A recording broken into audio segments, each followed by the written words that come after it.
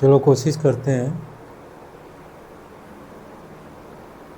आप जब से पैदा होते हैं तो जो ही 2 4 6 महीने के होते हैं थोड़ा बोध होता है, समझने बूझने लगते हैं। तो आपको कुछ माता अपनी जो बच्चे की माँ होती है उसको कुछ एक्टिविटीज़ कराती रहती है। जैसे हाथ मुंह तक ले जाना या कुछ करना। तो ज्यों-ज्यों बढ़ते जाता है 1 महीने, साल भर, 1.5 साल, 2 साल उसकी वो एक्टिविटीज़ उसको कराती रहती है। ज़्यादातर उसकी मम्मी उसके साथ रहती है तो उसको कुछ न कुछ सिखाती रहती है। 2 साल का बच्चा कम से कम कुछ खाने जान जाता है, कुछ बोलने भी जान जाता है। आजकल तो बच्चे बहुत तेज़ होते हैं, मोबाइल वगैरह देखकर जो है बहुत कुछ सीख जाते हैं। तो वो थोड़े से आजकल के बच्चे ज़्यादा ही सोच विचार में कम उम्र में ज़्यादा शार्प हैं। तो ये समय का तकाज़ा है। तो उस पीरियड तक 2 साल 3 साल तक उसकी मम्मी ज़्यादातर या उसके जो बहुत क्लोज होते हैं, पापा होते हैं या और चाचा होते हैं या दादा होते हैं, दादी होती हैं, नाना नानी, ये सब उस बच्चे को कुछ ना कुछ सिखाते रहते हैं। तो जो बच्चा LKG में जाता है स्कूल में तो वहाँ पर कुछ सीखता है और इसके बाद जो क्लास 1 2 3 4 5 6 करते जाता है, 7 8 9 10 हाई स्कूल पहुँच गया, 11 12 इंटर पहुँच गया, 10+2 और इसके बाद ग्रेजुएशन पहुँच गया, BSc BA या इस तरह से और सब्जेक्ट पर, टेक्निकल सब्जेक्ट पर मुड़ गया।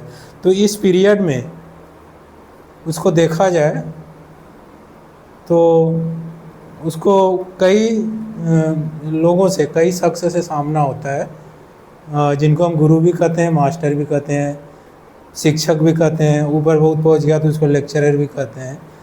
तो अगर देखा जाए तो वो ज़्यादातर जो माँ को छोड़ दिया जाए और पिता को छोड़ दिया जाए और वो स्कूल या नर्सरी में, या आजकल तो और भी छोटे बच्चों का हो गया प्ले स्कूल, उसमें जाता है।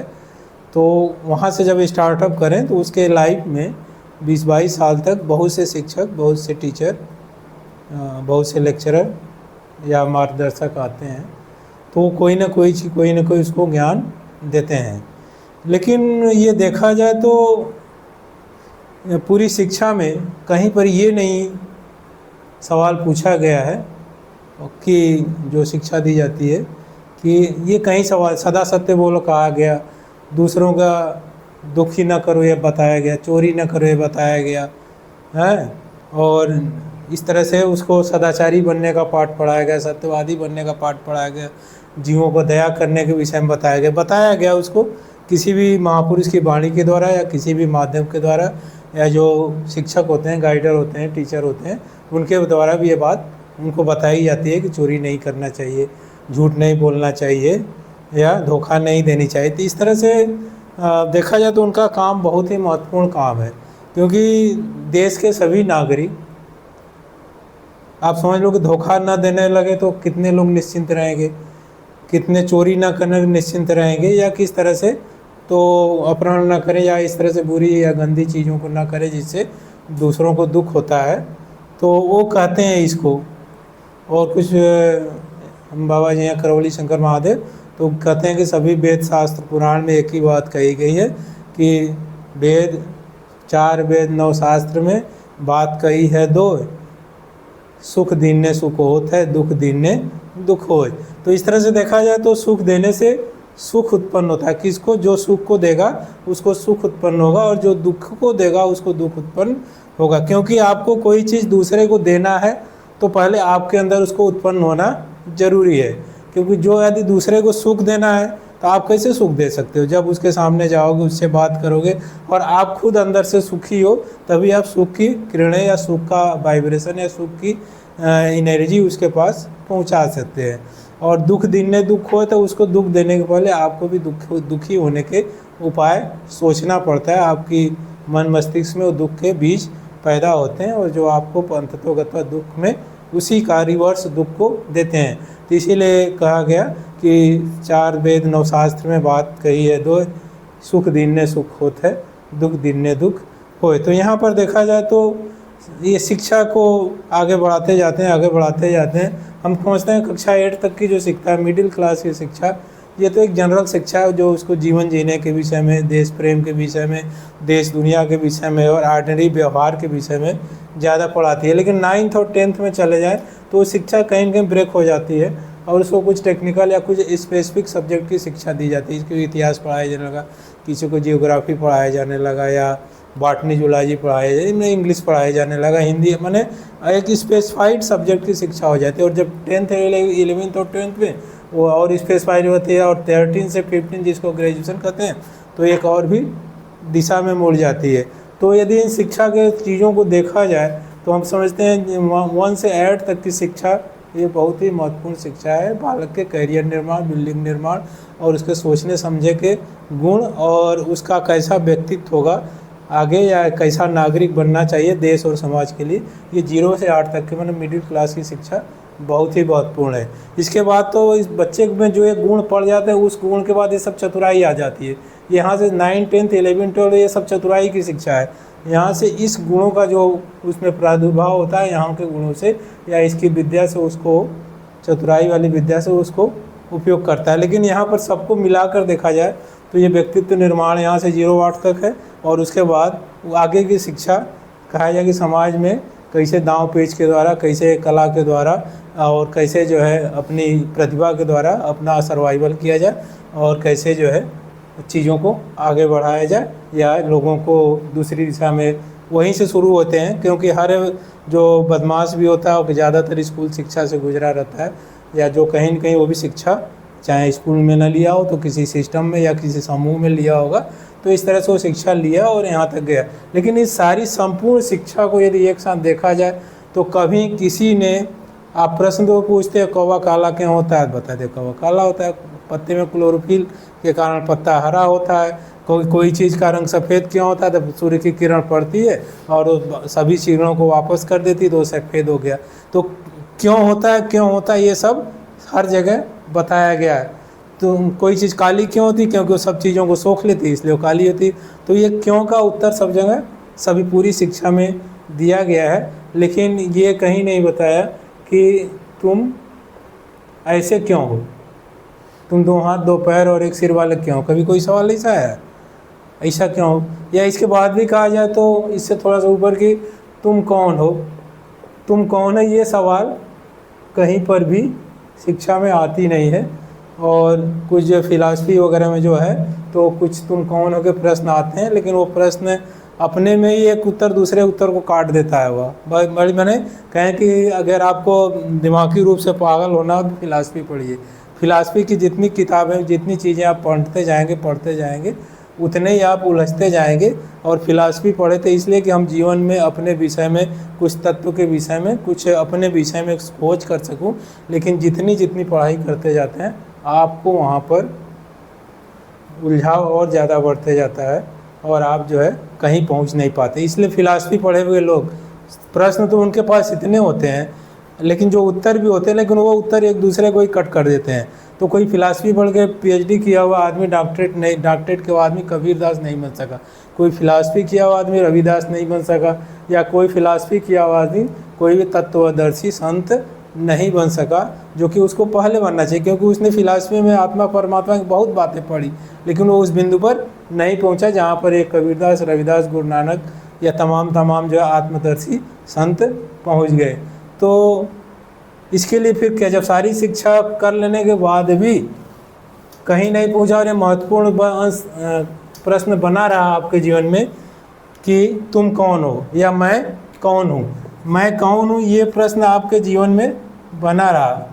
तो जब आपने अपने ही विषय में नहीं जान पाए कि मैं कौन हूँ तो बहुत कठिन स्थिति हो जाती है। कि कहा जाए कि जब आपको अपने विषय में कुछ पता ही नहीं है तो आप देश दुनिया के विषय में सारी दुनिया का ज्ञान इकट्ठा कर लिए, आपको वास्तव में देखा जाए तो कोई ज्ञान नहीं हुआ। और एक साथ देखा भी जाए तो आपकी आज की शिक्षा ज़्यादातर सूचनाओं को संग्रह करने की शिक्षा है। जैसे कंप्यूटर है, उसमें मेमोरी कार्ड, उसमें जितनी सूचनाएं डालें वो संग्रह कर देता है। इसी बच्चा को होता है खूब रटता है, खूब याद करता है, खूब पढ़ता है, खूब रटता है, खूब याद करता है, और अपने खोपड़ी को इस तरह से मेमोरी कार्ड बना दिया, जितना भर लिया मेमोरी कार्ड में और उसको एग्ज़ाम वगैरह में जितना निकाल कर लिख दिया, वही उसकी शिक्षा का मेन आधार है। इसीलिए जो बहुत पढ़ा लिखा MSc PhD किया हुआ हो, डॉक्टरेट भी हो, लेकिन अगर उसका एक बार मानसिक आघात लगता है तो उसकी सारी ज़िंदगी की पढ़ाई भूल जाती है, कुछ भी उसको याद नहीं रहता है। तो एक तरह से देखा जाए तो उसने जो भी मेमोरी इकट्ठा किया हुआ था वो एक क्षण में समाप्त हो जाती है।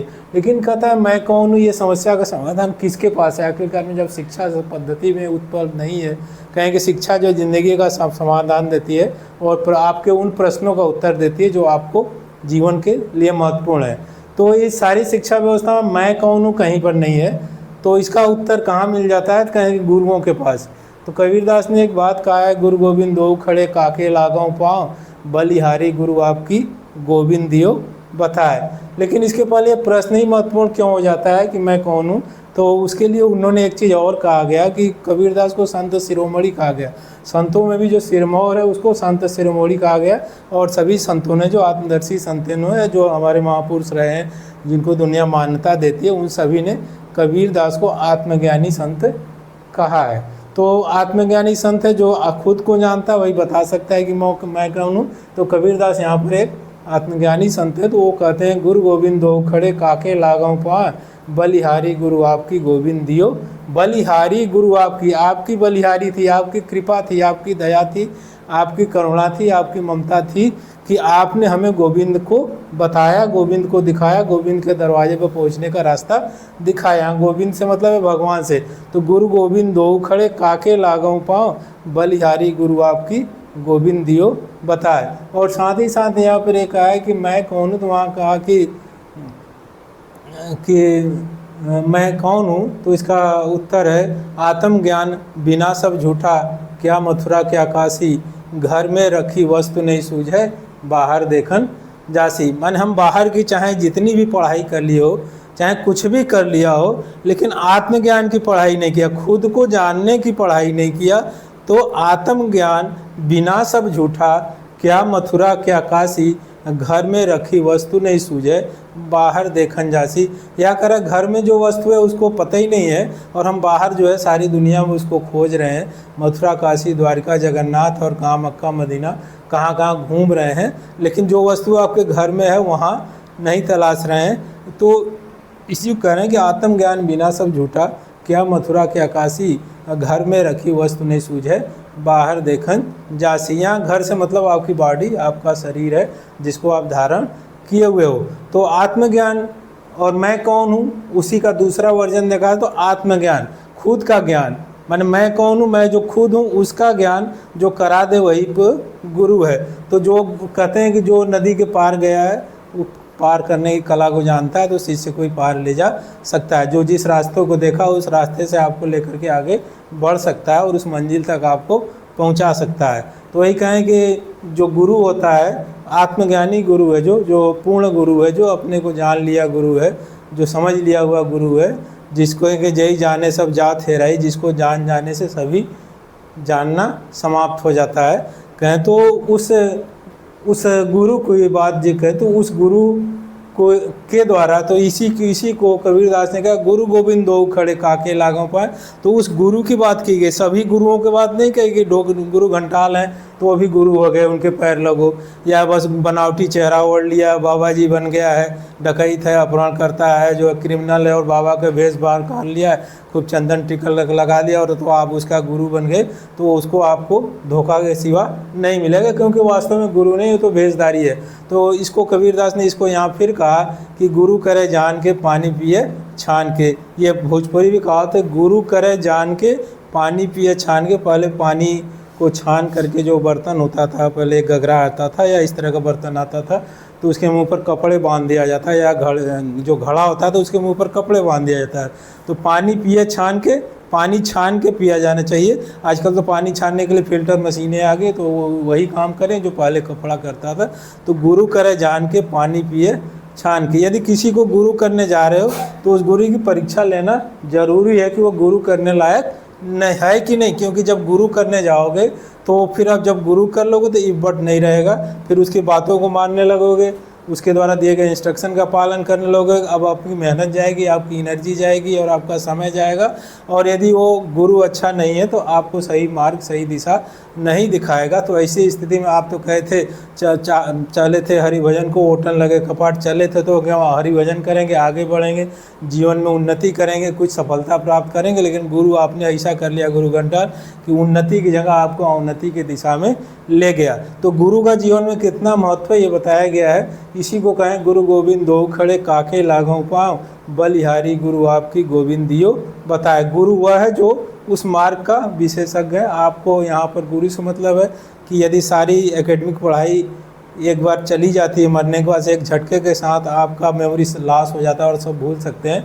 लेकिन आप एक बार अपने को जान लिए तो आपको भूलने का कोई रास्ता नहीं है। जो आदमी जग गया उसको ज़बरदस्ती आप सुला नहीं सकते हैं, वो सोएगा अपने समय भी। तो आत्मज्ञान जब हो गया, उसको अपना ज्ञान हो गया, तो उसको कोई भी शक्ति फिर उसको भुला नहीं सकती है, क्योंकि वो खुद को जान लिया कि मैं ही कौन, मैं हूँ कौन, और उसमें जीने लगा।